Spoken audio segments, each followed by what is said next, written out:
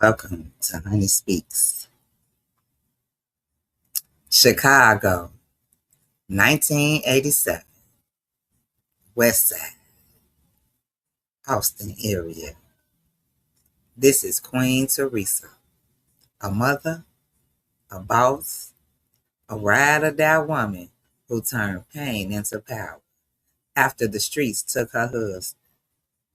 She wasn't looking for the throne, but when survival called, she answered. Love, loyalty, betrayal, money, and family, all wrapped up into one empire. This ain't just a street story, you guys. This is about a woman who refused to fold. Welcome to the world of Queen Teresa. Chapter 2. Sunday mornings were supposed to bring peace, but Teresa woke up feeling like the world was shifting beneath her feet. She stared at the kitchen sink, staring out the small back window as the sun crept up behind the worn down garages in the alley. The air smelled like last night's fried chicken and the faint sweetness of hair grease. Normalcy, routine, everything she clung to. But nothing felt normal anymore. Not after Juan. How? His voice lingered in her head, seductive, yet strategic. Chicago needs a queen. She didn't want a kingdom, but she did want stability, safety, predictability. But the universe wasn't offering her any of that. Not anymore. Behind her, Ben moved quietly, rumbling through the refrigerator. His broad back filled a small space, muscles shifting under that thin white t-shirt as he grabbed the orange juice.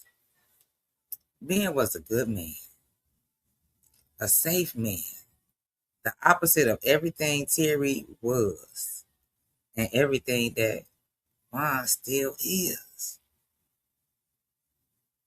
You good, baby?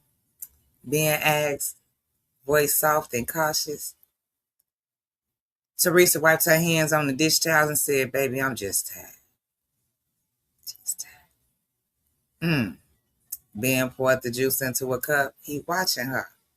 He like, you been real quiet since last night. Teresa ain't answered. Her mind flashed back to Juan's eyes, dark, intense, consuming. The way he studied her like he was reading her future instead of her face. Ben leaned against the counter, took him a sip of the orange juice. That dude you was talking to, Juan, he seemed like a man with a lot going on. Teresa said, that's an understatement. Ben hesitated before asking, he trying to holler at you, baby? The question surprised her, not because of the jealousy, but because Ben's tone held something else. Something she rarely heard from him. Fear. Ben, I'm not thinking about a man like that, she said quickly. But he thinking about you, Ben replied. I saw the way he looked at you. That ain't no casual hello. Teresa turned around. Ben, baby, he offered me something big. Ben paused, jaw tightened up. What kind of something? A business opportunity, Teresa said, slowly. Ben laughed, but the sound was uneasy. That man ain't selling vacuum cleaners, Teresa. If he offered you business, it ain't legal. Teresa ain't say a word. And her silence pretty much said everything Ben needed to know. So he stepped closer to her, lowering his voice. He said, "Look, I ain't stupid. I know what Terry used to do. I know the type of people who know those things. But baby, you've been out that life. Don't let nobody pull you back." His concern touched her heart, as always. You know, warm, predictable being. But his next words, if you did listen to him, what he talking about? That was something else in being voiced with that one. Curiosity. Ben wasn't interested in crime, but he was a black man in Chicago in 1987.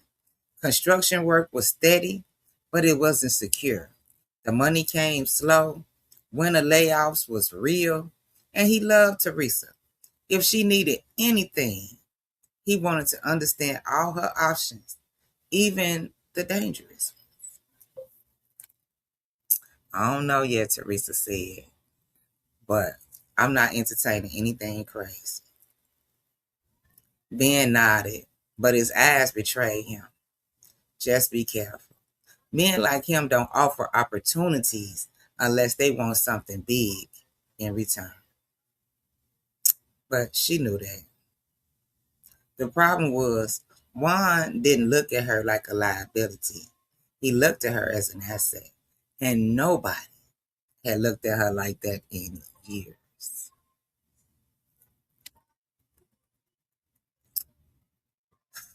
Trouble number one, Trishelle. By noon, the house was full of noise. The girls arguing over the bathroom, the phone, the cereal, the hot cone. Everything sisters fought about, every day on the west side.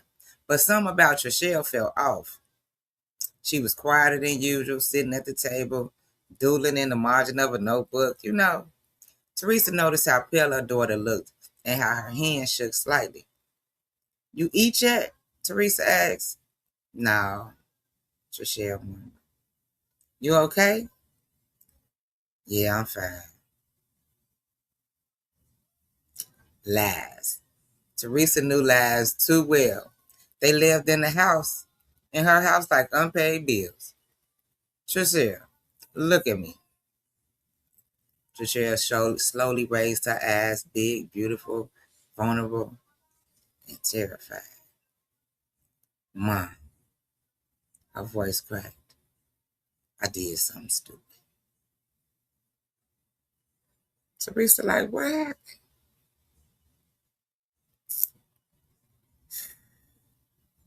Trishelle said, "I think I'm pregnant."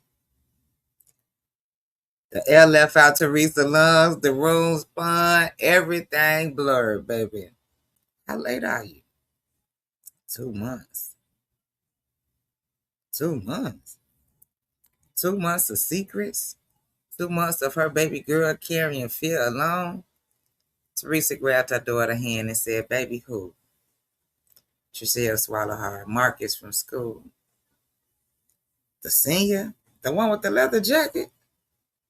Trishelle nodded. By now she crying. "A baby? Now?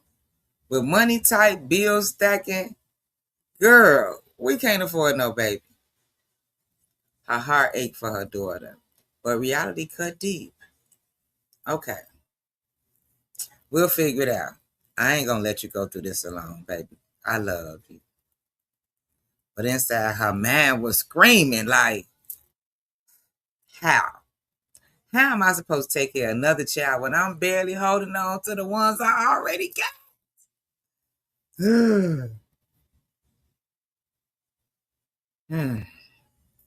Trouble number 2, the roof. Monday morning brought no relief. Teresa returned from her shift at Brock's, exhausted, smelling like caramel candy and stressed. As she stepped inside, some water dripped on her forehead. She looked up. A brown stain spread across the living room ceiling like a bruise. Another drip, then another. By the time she grabbed the bucket, it was already raining inside her house. She called the contractor. He climbed the shaky ladder, surveyed the roof, and delivered the news that damn near sent her to her knees. Okay? Ma'am, your shingles are shot. Flashings are loose. Wood's bad. You need a full replacement. That's going to be about $8,000. 8,000. She repeated that number like he had spoke another language. He said, yeah, and that's the cheap end. She thanked him for his time, closed the door, and let the tears fall, baby. $8,000? Where? How? Who? She couldn't even dream that big. Rent was behind, the mortgage. Gas bill overdue. Trishelle needed prenatal vitamins, doctor visits, a plan, winter coming. And Chicago winters did not negotiate. Teresa sat on that couch, hands over her face, sobbing quietly, so her daughter wouldn't hear. For the first time in years, she felt truly cornered. It's always some, y'all. Trouble number 3, the Mercedes. The car was her last piece of pride. Terry had bought her a 1986 Mercedes-Benz S500, cherry red with tan leather seats, baby. It was luxury in the middle of the West Side struggle. But with luxury came bills, responsibility. Tuesday morning, the engine coughed like an old smoker. By the time she reached Cicero, it had stopped 2 times. She barely made it to the mechanic. He popped the hood and whistled and shook his head. Lady, this car is beautiful, but she ain't cheap. Timing chains, belt starter, probably more. You looking at about $1,500 minimum. $1,500?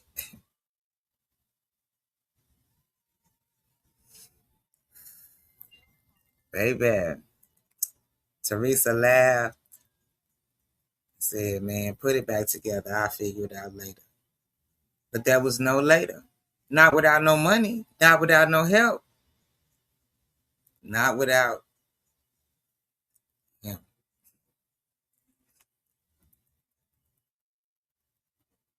Back to Juan. By Friday, Teresa was tired of crying silently into them cold pillows, tired of pretending she had it all under control, tired of being everybody's rock while silently sinking. So when Juan called, a number she didn't remember giving him, okay, she didn't hang up.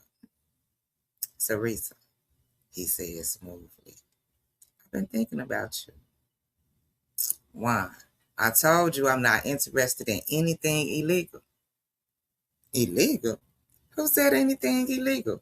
I said opportunity. Teresa said, baby, I ain't stupid. No, he murmured. You're far from stupid, which is why I want you with me. Something in his tone wrapped around her like velvet. Meet me. Just talk, nothing more. Juan. Please, he said softly. Let me make your life easier. You deserve that, if nothing else. Those last words hit her harder than anything else, you guys.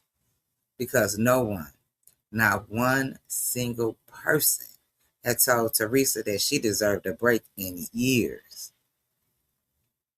So, of course, she found herself agreeing. The date that wasn't really a date. They met at a quiet restaurant near Humble Park. Juan looked dangerous in a way that didn't scream but whispered. Tailored suit, smooth eyes, beautiful skin, you know, just sexy and power, mysterious, all wrapped up into one. He ordered for her, not arrogantly, but attentively. He talked about Venezuela, warm beaches, oil fields, politics, survival, his family's rise, his uncle's cartel, though he spoke in careful, coded ways. He didn't pretend to be innocent, but he wasn't reckless either. You're too smart to live paycheck to paycheck, Juan told her. You have daughters, responsibility. You deserve some comfort.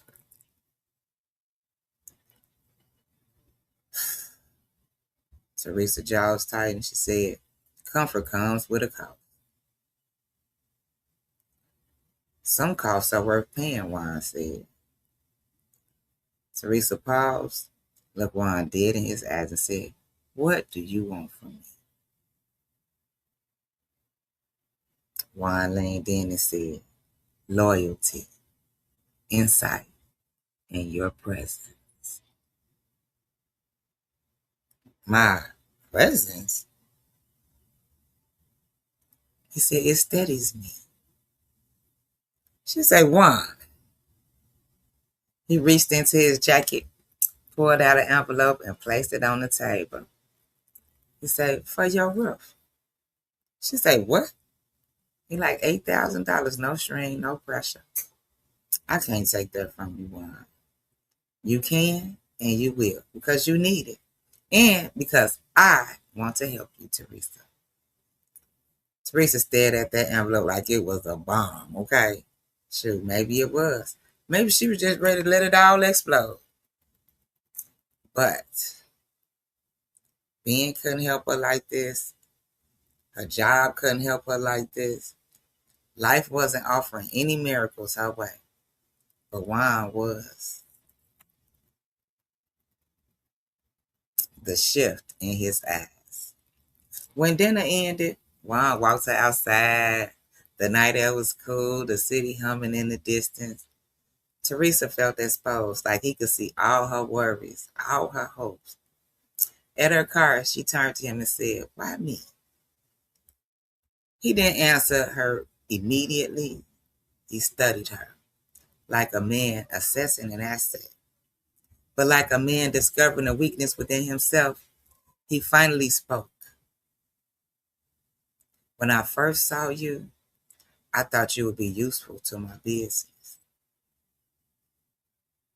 But now, I fear you may be dangerous to something far more important. Teresa, now she paused and like, what? She said, what's that? He stepped closer, his eyes softened, like she had never seen. He said, my focus, my discipline, my control. His gaze dipped to her lips for the briefest moment before returning to her eyes. I came to Chicago for power. But you, Teresa, you starting to change my purpose. Teresa was stuck. She caught her breath. He reached for her hand, but didn't touch it. Hovering inches above her skin, reverent, hesitant. This was supposed to be business, but now I'm not sure I can keep it that way. And that was more dangerous than anything that he had offered her. The end of chapter 2. And this is just the beginning of Queen Teresa. Power, loyalty, family, and choices that change everything. If you felt that, if you rocking with this journey, man, make sure you stay connected.